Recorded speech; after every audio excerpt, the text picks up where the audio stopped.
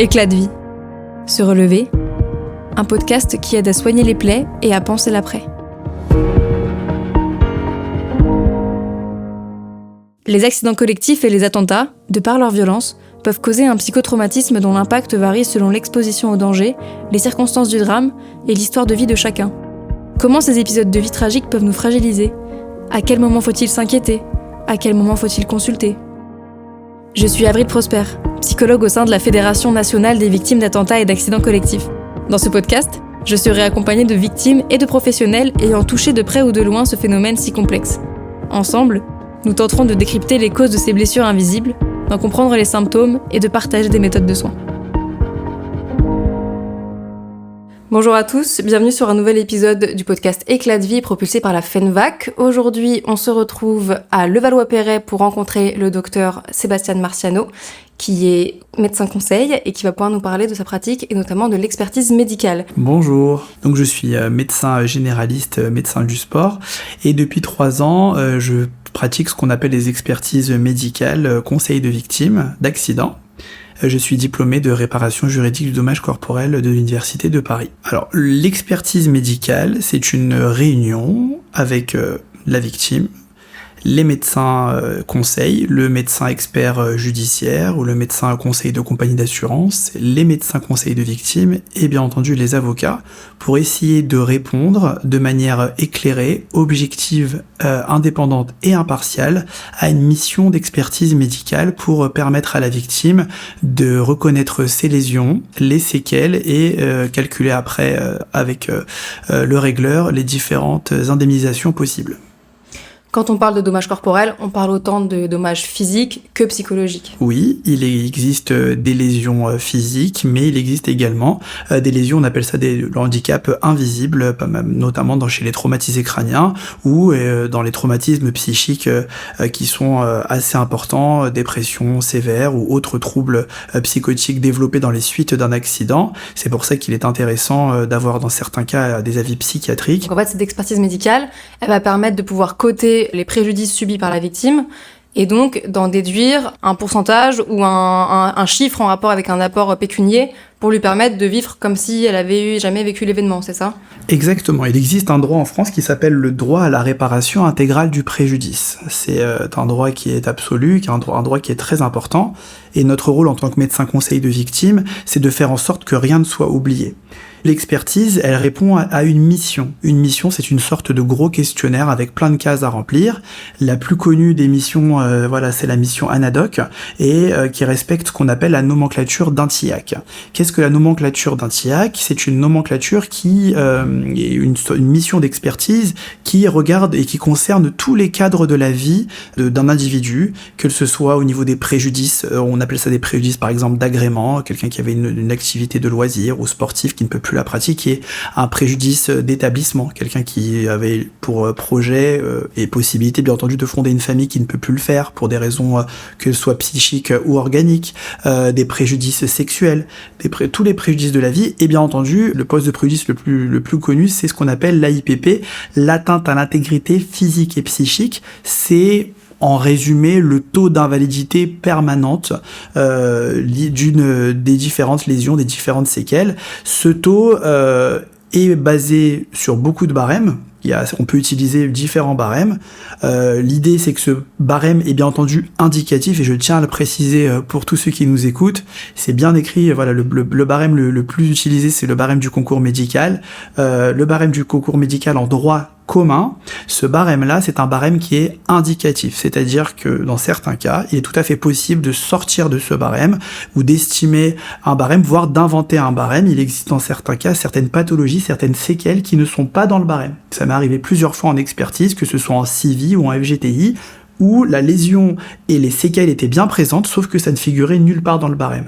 Sauf qu'on ne peut pas avoir 0% lorsque, c'était quelqu'un, pour vous expliquer, je crois que c'était quelqu'un qui avait une baisse d'acuité visuelle avec un flou visuel particulier.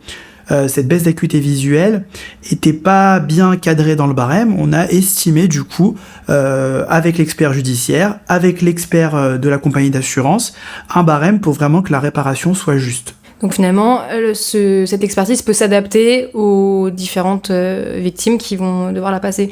Cette expertise médicale, est-ce qu'elle est obligatoire ? L'expertise obligatoire dans un processus d'indemnisation, elle peut se faire soit sur pièce, soit en physique.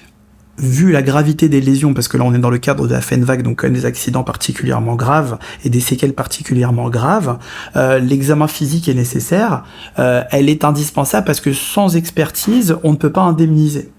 Par contre, il arrive dans certains cas que le magistrat passe outre le rapport d'expertise, ou en tout cas n'en tienne pas forcément compte, ou pas compte de la totalité. Bien entendu, derrière les avocats vont argumenter, vont expliquer qu'il y a eu un rapport, on peut peut-être demander une nouvelle mission d'expertise, pour vraiment que, voilà, le but quand même c'est que tout le monde soit d'accord et que la victime ait l'impression d'avoir été reconnue. Malgré tout, le magistrat peut passer outre. Ok. Et alors, comment ça se passe une expertise médicale ? Alors, une expertise médicale, c'est en différents temps, parce qu'il y a cette fameuse réunion, mais il y a aussi tout le travail en amont. La plupart des expertises doivent se préparer, en tout cas pour moi, les victimes qui me contactent, je les contacte des fois, entre 6 mois et 1 an avant, voire 2 ans avant. Ça permet déjà de rassembler, de monter tout le dossier médical, il y a tout un travail préparatoire. Il faut monter tout le dossier médical, en lien avec l'avocat. C'est pour ça que l'avocat est important, je pense qu'on en parlera après, mais c'est très important d'avoir un dossier solide, d'avoir un dossier probant, parce que c'est à la victime de faire la preuve de son dommage. Et du coup, on monte le dossier, on se présente, on examine la victime, nous en tant que médecin conseil de victime, on évalue les préjudices, donc on fait une sorte de rapport unilatéral où on estime l'indemnisation.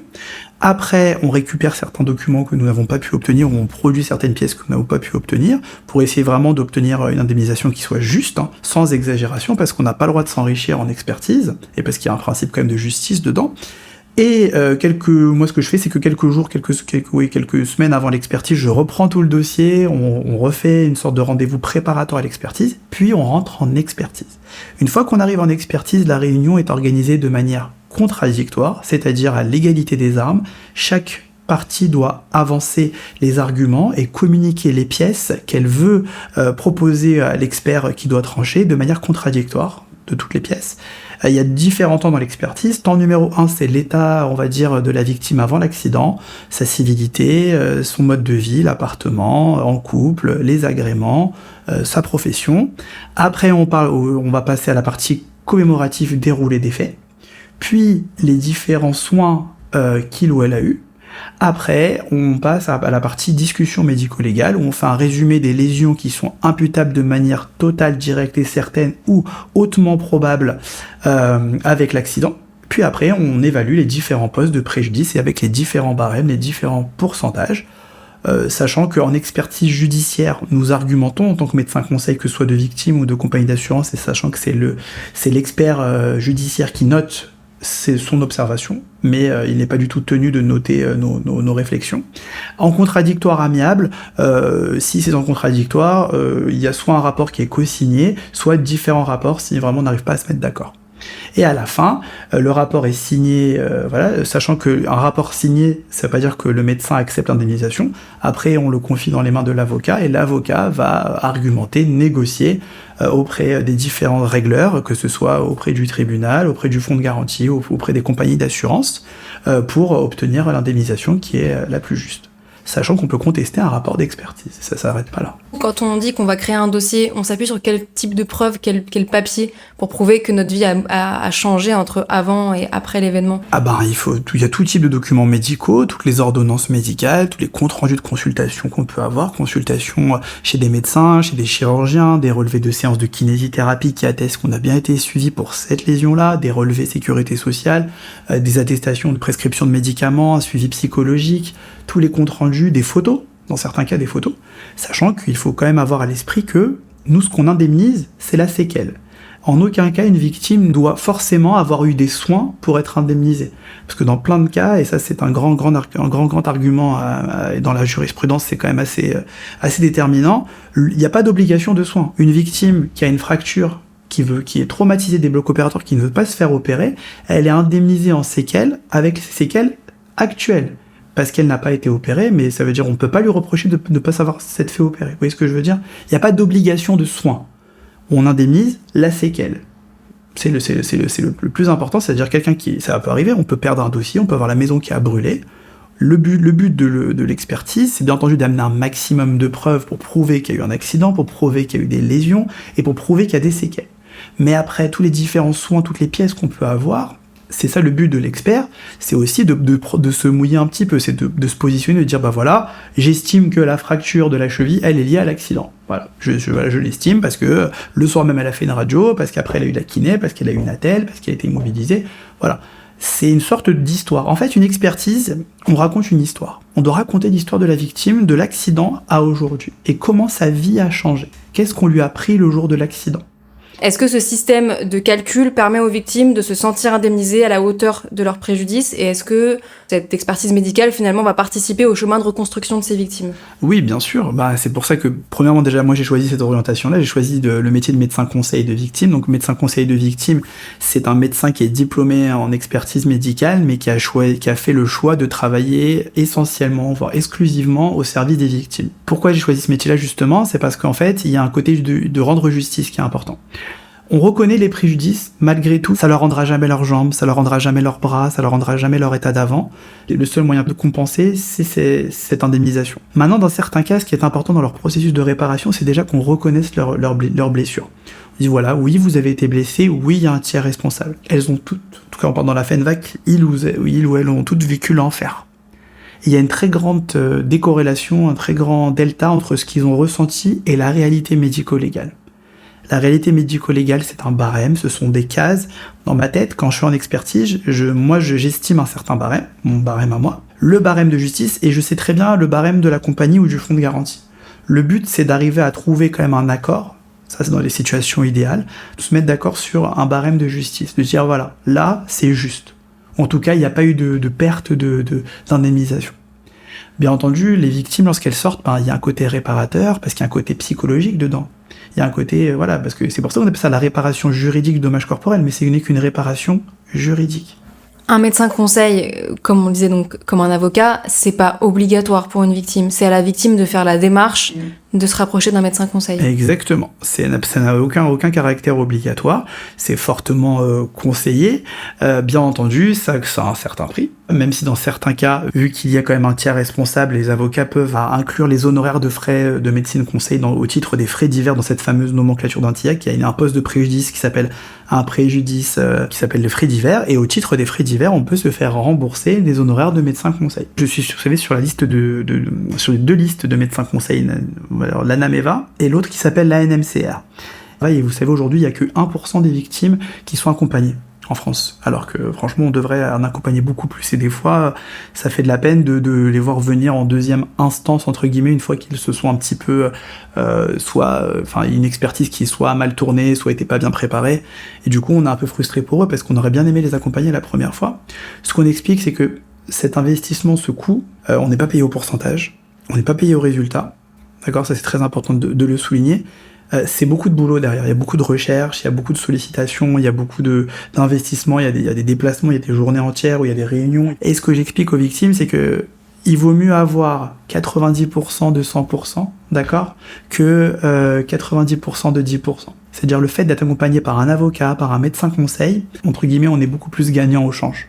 Bien entendu, il faut que le médecin conseil soit solide, soit expérimenté, soit combatif, et envie de le faire, quoi, et vraiment agir dans l'intérêt de la victime. Et surtout, il faut que la victime soit, qu'il y ait une certaine alchimie, une certaine confiance. Un médecin conseil, il peut venir pendant l'expertise médicale lorsqu'elle est en présentiel avec la victime ? C'est son but, on est là, alors on n'est pas là que pour tenir la main, bien sûr, on est là, et c'est notre but. Le but, c'est d'accompagner en expertise. Préparer un dossier, on peut préparer le meilleur dossier du monde, non, il faut pas donner le papier à l'avocat et y aller tout seul. Non, y aller avec un médecin conseil, c'est fortement recommandé. Le rendez-vous préparatoire, il est indispensable. Je leur explique, écoutez, je vais avoir un ton un petit peu sec, mais ne le prenez pas pour vous. C'est parce que vous allez entendre des phrases, des réflexions qu'on va peut-être vous faire, et je veux que vous soyez prête à les entendre, ces phrases-là. Par exemple, en fait, vous êtes complètement folle, madame, mais en fait, vous êtes totalement psy, mais en fait, vous avez rien du tout, en fait, vous n'êtes pas handicapé. Enfin, il y a plein de phrases comme ça que j'ai entendues en expertise, vraiment, c'est du vécu, mais je préfère leur dire moi, comme ça, elles vont préparer, elles vont se dire, ok, s'il me dit ça, comment je vais répondre ? L'avantage, lorsqu'on a le confort de pouvoir, le luxe, on va dire que c'est un luxe, d'avoir l'avocat, le médecin conseil et être bien préparé, franchement, allez, sans exagérer, ça se passe super bien. Il n'y a pas de raison que ça se passe mal, parce qu'en fait, à partir du moment où on est honnête, où l'histoire elle est limpide, où tout est clair, où tout est bien expliqué, il n'y a aucune raison que ça se passe mal. Aucune. Oui, parce que du coup, pour revenir à ce que vous disiez juste avant, un médecin expert, finalement, c'est une personne qu'on va voir qu'une seule fois, qui nous connaît pas, avec qui on n'a pas de relation, et dont le métier, le travail, c'est quand même de déterminer si oui ou non la personne a tel ou tel préjudice. Donc ça peut être peut-être un peu froid, et ça peut être un peu difficile à passer comme exercice, Bien sûr, quoi. c'est dur, surtout quand on y va tout seul. Mais oui, le rôle de l'expert, voilà, normalement, c'est d'être objectif, indépendant et impartial. On peut entendre des phrases en expertise qui sont traumatisantes. Et oui, en effet, l'expert, avant nous, il nous connaît pas, après nous, il nous connaît plus. C'est ce que je dis à tout le monde.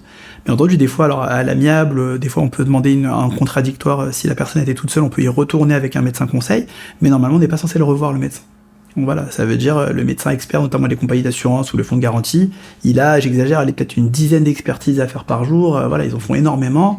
Ça débite. Donc leur but, c'est pas d'aller vite, mais c'est de quand même, voilà, ne pas non plus traîner trop sur un dossier. Il y a tellement de gens à expertiser, il y a tellement de retards, et voilà, et derrière, on met la pression parce que voilà, de tous ces retards-là, les gens qui ont pas de salaire, qui ont des crédits, qui ont des choses, il faut quand même les aider. Ouais.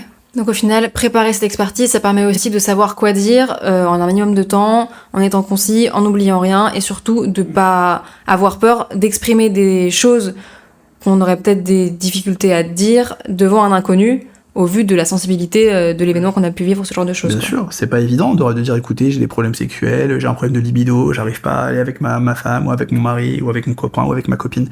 C'est des choses intimes, sauf qu'il faut parler de tout. C'est le moment où on est dans le cadre médical. Dans le cadre médical, il faut parler parce que c'est le moment de parler. Alors c'est pour ça que c'est bien de pas y aller tout seul. On peut aussi avec un membre de sa famille si on a l'accord du médecin expert, parce que des fois on peut être beaucoup dans une pièce. Il y a certaines personnes qui vont avec leur mari, leur père, leur mère, leur frère, leur soeur, si ça peut les rassurer. Alors on n'est pas tout seul en expertise.